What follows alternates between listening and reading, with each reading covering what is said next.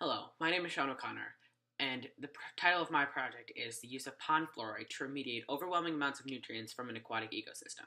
I hypothesized that Nymphaea would be most beneficial at remediating nutrients from an environment that has been overwhelmed with nutrients, because it is a strong indicator of eutrophication.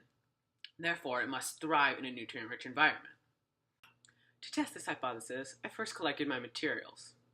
Then, using 3 samples of Sagittaria lancifolia and 3 samples of Nymphaea as my experimental group, and 3 samples without any flora as my control group, I transplanted them and collected data from the water for approximately 2 weeks in an increment of every other day.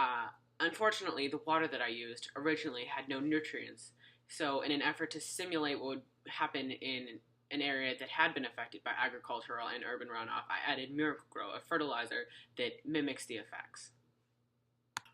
My results showed that Nymphaea was the most beneficial at mediating nutrients from an overrun environment, with a final reading of 2 parts per million phosphate and 0 parts per million nitrate.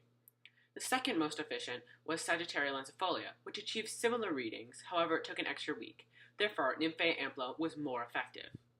The least effective was the control group, with a final reading of 5 parts per million phosphate and 5 parts per million nitrate.